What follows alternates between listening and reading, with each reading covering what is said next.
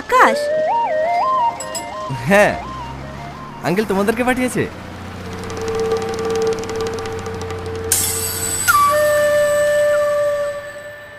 তোমাদের মধ্যে প্রিয়াকে? তোমার নাম প্রিয়া?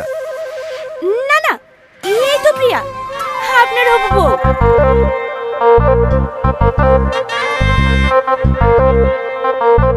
ভালো আছে প্রিয়া?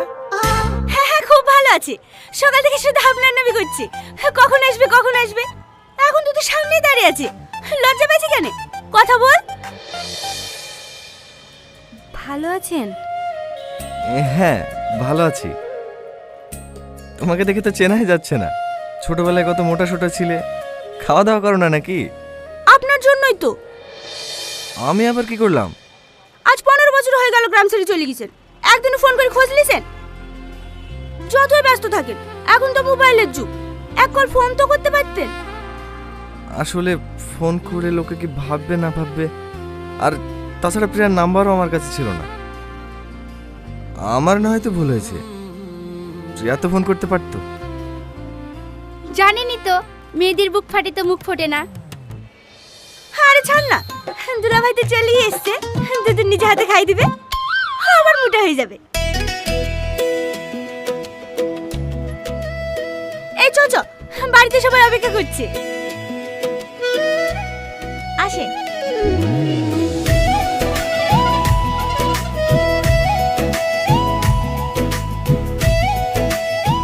দুলা ভাই, আপনারা দুজন পাশাপাশি বসেন। না না, ঠিক আছে। আরে বসেন না।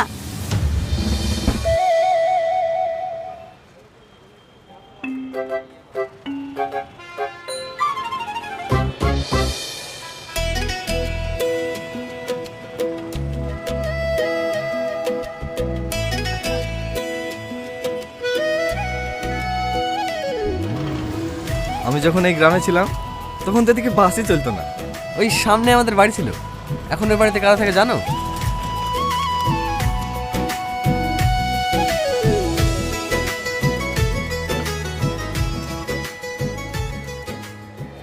না, নিজেদের অত বড় ওষুধের দোকান রেখে আমার চাকরি করা, আমার জন্য ফার্মেসি ঠিক আছে। আর কলকাতা যাবেন না? আবার কলকাতা কি করতে যাব? গ্রাজুয়েশন তো কমপ্লিট, গত মাসে ফাইনাল পরীক্ষা হয়ে গেল যে। আকাশ, কত বড় হয়ে গেছে মধু, সেই এতটুকু বেলায় দেখেছি। তোমার আব্বা মা ভালো আছে তো? হ্যাঁ ভালো আছে। আপনি ভালো আছেন তো আন্টি? আরে থাক মতো থাক, এতদিন আসার সময় হলো, বোনকে ফোন করে করে হাঁপে গেছি। অত লজ্জা কিসের? নিজের বাড়ি আসবে, বেড়াবা, খাবা, তবে তো ভালো লাগবে। হ্যাঁ, আমাকে চিনতে পারছো? আমি পিয়ার বিটি। ভালো আছেন বিটি? হ্যাঁ, ছোটবেলায় আমার কাছেই তো বেশি থাকতা, ভুলেই তো গেছো আমাদেরকে। এখন আর এসব কথা মনে থাকে? না না বিটি, কলকাতা ছিলাম তো, আর বাড়িও তো সেভাবে আসা হয় না। কেন মাঝখানে বাড়ি এসেছিলা? এত করে বললু, দুদিন এসে বেরিয়ে গেলে হতো না? আকাশ চলে এসছে। ভালো আছে বাপ?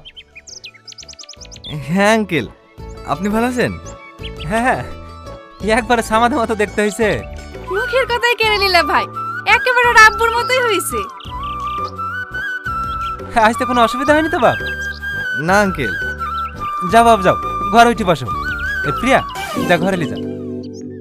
হ্যাঁ চলেন। বাপের সমান লম্বা হয়েছে। যাও ঘর থেকে হেসে এসো, মুরগিটা জবাই করে ফেলি। হ্যাঁ, মাছ শুধু এসছো? লিয়ে আসতে হবে না, অনেকদিন পর জামাই এসছে।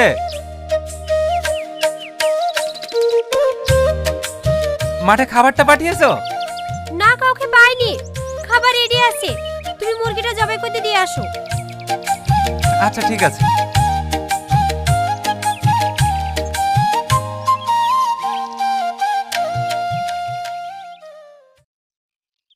আবার পিছাচ্ছি কেন? ভেতরে ঢোক।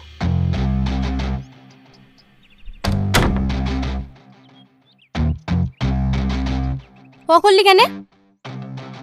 কি করনু? নাটক করছি আমি প্রিয়া। আমাকে ফাঁসালি কেন তাই বল। ও যে কোনো আমাকে প্রিয়া ভাবছে। বিয়ে করে ফেলবি? আমি বিয়ে করবো? লাগছে ছাড়। ছোটবেলা থেকে তোর সাথে বিয়ে ঠিক হয়ে আছে, তোকে বিয়ে করতে হবে। আমি এক্ষুনি মামিকে কি সব বলে দিচ্ছি। এই বোন বোন বোন বোন বোন, তুই আমার লক্ষ্মী বোন না? তুই তো আমার সব থেকে কাছের বন্ধু। তুই হেল্প করবি না তো কে করবে বল? রাজকে তো ভালো করেই চিনিস, এমনিতে বিয়ে ঠিক হয়েছে শুনে কথা বলা বন্ধ করে দিয়েছে। আমার ওর সাথে ঘুরতে দেখলে একবারে ব্রেকআপ করে নেবে। আমি রাজকে হারাতে পারবো না, ও অনেক ভালোবাসি। তো আমি কি করব? তুই আকাশকে বিয়ে করতে চাসনি, রাজকে ভালোবাসিস, বাড়িতে বলে দিবি। তুই বলতে না পারলে বল, আমি বলে দিচ্ছি। এটা না, তুই তোমাকে ভালো করেই চিনিস, ছোটবেলা থেকে বিয়ে ঠিক হয়ে আছে। এখন যদি বিয়ে করবো না বলে গলা টিপে মেরে দেবে। আর আমিও প্রিয়া সেজে নাটক করছি জানতে পারলে গলায় পা তুলতে দাঁড়াবে। আমি তোর লেগে বলির পাঠা হতে পারবো না। তোকে বিয়ে করতে বলছি নাকি? ও 7 দিনের জন্য এসছে তো, তুই 2 দিন আমাকে সময় দে। তুই শুধু প্রিয়া হয়ে ওকে সাথে সাথে ঘুরে ঘুরে নিয়ে বেড়াবি। আর 2 দিনের মধ্যে যদি আমি ওকে তাড়াতে না পারি তাহলে আমার নামও সাথী না। আরে আমি তো ক্যারেক্টারে ঢুকে গেছি। আজ থেকে আমি সাথে, তুই প্রিয়া।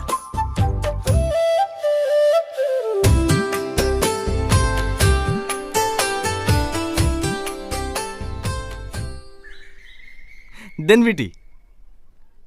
তুমি এখানে বসে খাবা? হ্যাঁ, এখানে খেলে কি হবে? না না, এখানে খেতে হবে না। যাও যাও, খাটে গিয়ে বসো, আমি খাবার নিয়ে যাচ্ছি। না না, আমি এখানে বসেই খাবো। একসাথে বসে খাওয়ার মজাই আলাদা। দেন বিটি, ভাত দেন। ঘরে বসে খাবা?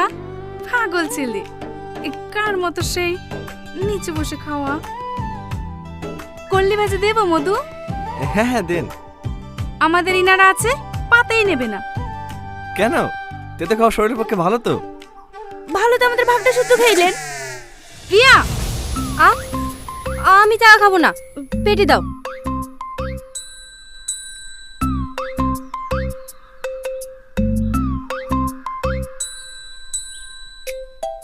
এই নাও বাপ।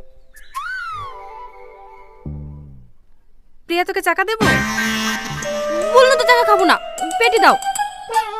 কটা দেবো তোকে? পেটে দিনু যে একটা দিছো বিলা দিবা না? ঠিক আছে যাও, খাবো না। তোমার মা তুমিই খাও। দেখো দিনি। সাথী, সাথী, আমাকে বলবা না, আমি বোঝাতে পারবো না। রোজ রোজ ঝামেলা করবে আর আমাকে মেটাতে হবে। তোর আবার কি হলো? প্রিয়া, প্রিয়া, বললাম তো আমাকে ডাকবা না, আমি খাবো না। খাও মধু খাও, এখনো ছেলে মানুষের ভাব যায়নি।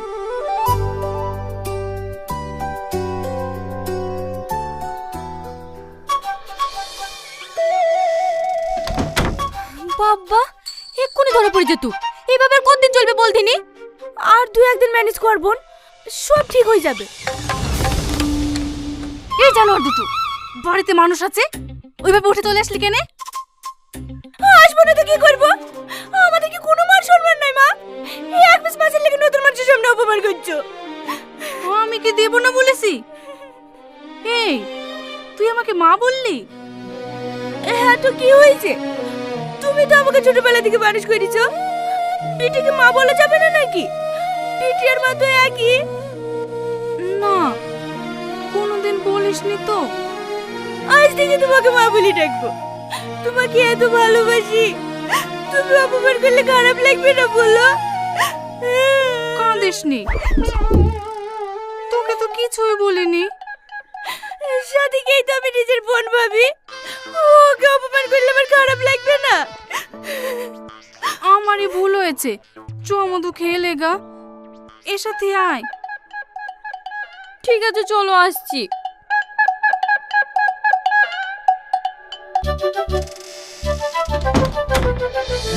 চলে গেছে।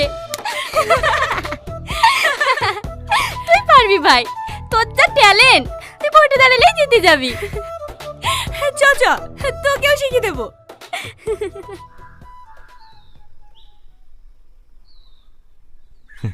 তোমরা এখানে বসে আছো?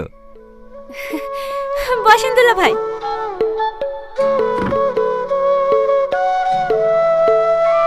কুল খাবেন? না। খান না, ভালো লাগবে। তাই না?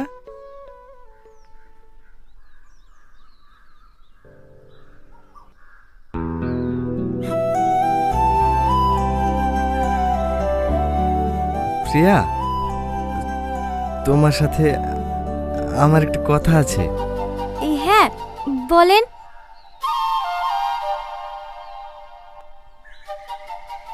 আসলে কিভাবে বলবো কিছু বুঝে উঠতে পারছি না। আমাদের তো সেই ছোটবেলায় থেকে বিয়ে ঠিক হয়ে আছে। তখন তো আমরা কিছু বুঝতাম না। এখন আমরা বড় হয়েছি, বুঝতে শিখেছি। বিয়ের আগে দুজন দুজনকে জানাটাও খুবই জরুরি। হ্যাঁ সে তো ঠিকই। তাই বলছিলাম, তোমার যদি এই বিয়েতে মত না থাকে, তুমি যদি অন্য কাউকে পছন্দ করো, আমাকে খোলাখুলি বলতে পারো। এ নিয়ে কোনো সমস্যা হবে না, আমি কিছু মনেও করবো না। না না, আমি রাজি। আমার কোনো বয়ফ্রেন্ড নাই।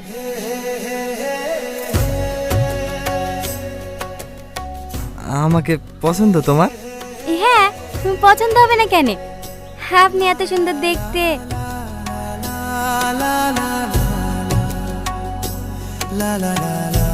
এটা তুমি মিথ্যে বললে। আমি মোটেও অত সুন্দর না। কে বলেছে আপনি সুন্দর না? আপনি অনেক স্মার্ট। আমার খুব ভালো লাগে আপনাকে।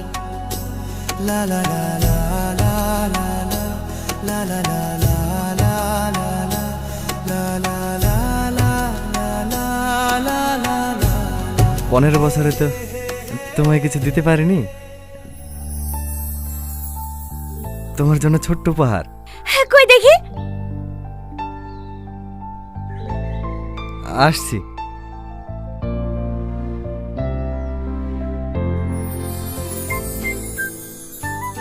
বাবা, ব্লু ডায়মন্ড। কই দেখি। বাবা, তোর জিনিস বলে একটু দেখতেও দিবি না নাকি? এলে তোর জিনিস তুই লে। না না, দেখ দেখ।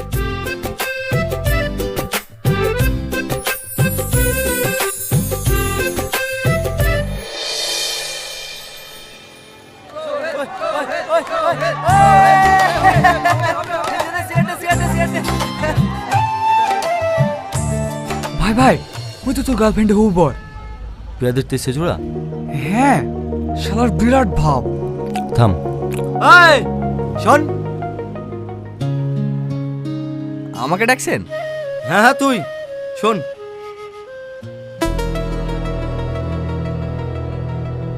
আত্মার বাড়ি খেলবে? আমি? কেন ভয় লাগছে নাকি? এ ওঠ, বস। না না ভাই, আমি খেলবো না, তোমরা খেলো। আরে খেলো না, জমি পেয়ে যাচ্ছে নাকি? হাত জিতার খেলা, হয় তুমি হারবে না ও হারবে। আমি বাইরে থেকে সেভাবে, তোমরাই খেলো। মাল পুরুষ না নাকি রে? ভয় করছে। খেলো ভাই, খেলো খেলো, দেখি। আরে বস না। এই প্রিয়া,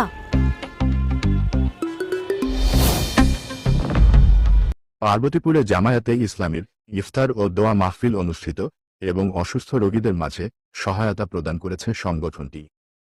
হেলাল উদ্দিনের প্রতিবেদনে রমজানের আবহে আধ্যাত্মিকতা ও মানবতার সেবার অনন্য নজির স্থাপন করল বাংলাদেশ জামায়াতে ইসলামী।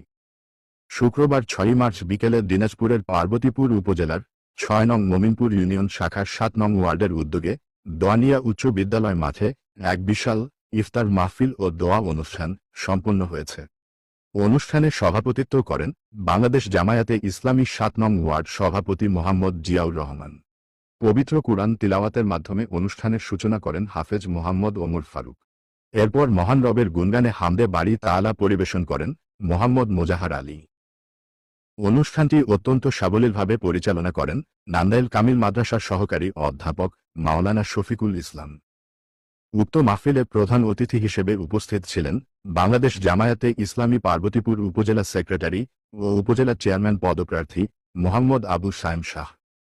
বিশেষ অতিথি হিসেবে উপস্থিত ছিলেন মোহাম্মদ জয়নাল আবেদিন মণ্ডল, সেক্রেটারি 6 নং মমিনপুর ইউনিয়ন, জাকির রায়হান, সভাপতি 4 নং ওয়ার্ড, আমিনুর রহমান, ক্যাশিয়ার 7 নং ward, Anisur Rahman, union team সদস্য সহ অনেকে। বক্তারা রমজানের গুরুত্ব এবং আত্মমানবতার সেবায় ইসলামের ভূমিকা নিয়ে আলোচনা করেন। বক্তারা রমজানের গুরুত্ব এবং আত্মমানবতার সেবায় ইসলামের ভূমিকা নিয়ে আলোচনা করেন। অনুষ্ঠানের অন্যতম বিশেষ দিক ছিল মমিনপুর ইউনিয়ন জামায়াতের বাইতুল মাল ফান্ড থেকে এলাকার 25 জন অসুস্থ রোগীকে নগদ আর্থিক সহায়তা প্রদান এটি সংগঠনের জনকল্যাণমূলক কাজের একটি অনন্য উদাহরণ হয়ে দাঁড়িয়েছে। সবশেষে মুসলিম উম্মাহ শান্তি ও সমৃদ্ধি কামনা করে বিশেষ মোনাজাত পরিচালনা করেন ভবের বাজার বাইতুল সালাম জামে মসজিদের খতিব মাওলানা আব্দুর রাজ্জাক। মোনাজাত শেষে উপস্থিত শত শত ধর্মপ্রাণ মুসল্লিদের মাঝে ইফতার পরিবেশন করা হয়। অনুষ্ঠানটি সফল করতে নিরলস পরিশ্রম করেছেন 7 নং ওয়ার্ড নির্বাচনী সভাপতি মামুনুর রশিদ মামুন ও ওয়ার্ড সেক্রেটারি রফিকুল ইসলাম এবং 1 থেকে 9 নং ওয়ার্ডের জামায়াতে ইসলামীর সম্মানিত নেতৃবৃন্দ। হিন্দু মুসলিম খ্রিস্টান সবাইকে নিয়ে এদেশের মাঝে আমরা সাম্যের ভিত্তিতে ন্যায় এবং ইনসাফ ভিত্তিক সমাজ ব্যবস্থা কায়েম করতে চাই, ঠিক কিনা? সম্মানিত ভাইসা, শুধু এই রমজানের রোজা যে আমরা আসছে আমাদের কাছে, এই রমজানের রোজা এসে আমরা রমজানকে যে এভাবে লালন করতেছি, পালন করতেছি, আমরা কি অবস্থা একটু ব্যক্তি জীবন আমাদের পর্যালোচনা করার দরকার আছে কিনা? আমরা তাকওয়াবান যে হব, মুত্তাকিন হতে হব, যে সূরা বাকারার মধ্যে শুরুতে 5টা বিষয়ের প্রতি অঙ্গীকার করেছে। কি করেছে? ইয়া আইয়ুহাল্লাযীনা আমানু আল্লাযীনা ইউমিনুনা বিল গায়বি ওয়া ইয়াকুমুনাস সালাত ওয়া মিম্মা রাযাকনাহুম ইউনফিকুন, তাই না? হুদাল্লিল মুত্তাকিন যে হব আমরা, তারপর লাআল্লাকুম তাত্তাকুন যে হব, আমরা কি 5টা বিষয় গায়েবের প্রতি, তাই না?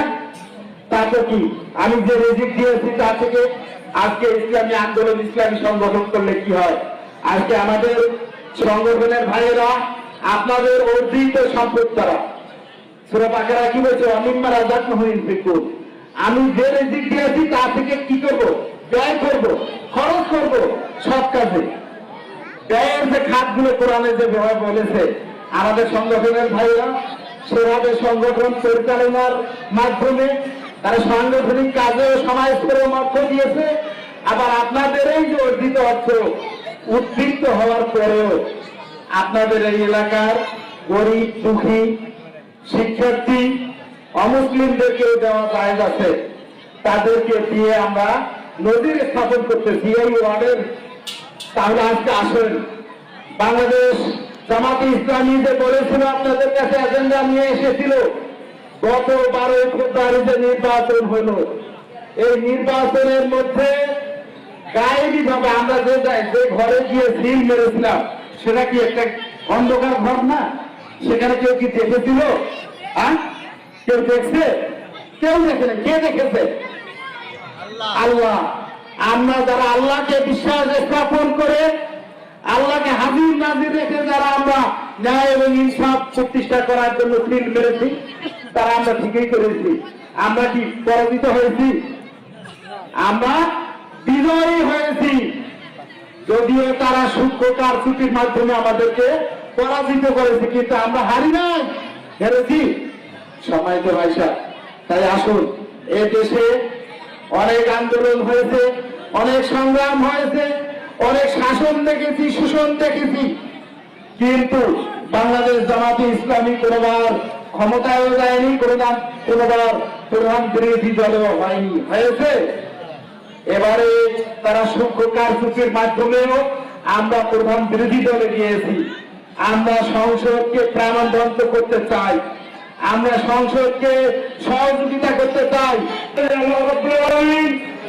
এই এলাকায় এত থাকা সত্ত্বেও একটা রমজান মাসের তো মানুষের মাহফিলে আপনাদেরকে পছন্দ করে অনুগ্রহ করে আসার তৌফিক সুবিধা আলহামদুলিল্লাহ। যদিও রাসূল সাল্লাল্লাহু আলাইহি ওয়াসাল্লাম আমি একটাই সত্য একটি কথা বলে, পৃথিবীতে সবচেয়ে বড় যে লাইব্রেরি আছে, এই লাইব্রেরিতে বিভিন্ন ধর্মগ্রন্থ রেখেছে। আমাদের ধর্মগ্রন্থ আল কোরআন, এই ধর্মগ্রন্থকে সবার উপরে রেখেছে। সুবহানাল্লাহ। আমরা বাংলাদেশের জামায়াতে ইসলামী, বাংলাদেশের সর্বোচ্চ নেতা সংসদ ভবনে কোরআনকে নিয়ে দিতে চাই। ঠিক না ঠিক? এক শ্রেণীর মানুষ এই কোরআনকে নিয়ে যেতে বাধা করেছে।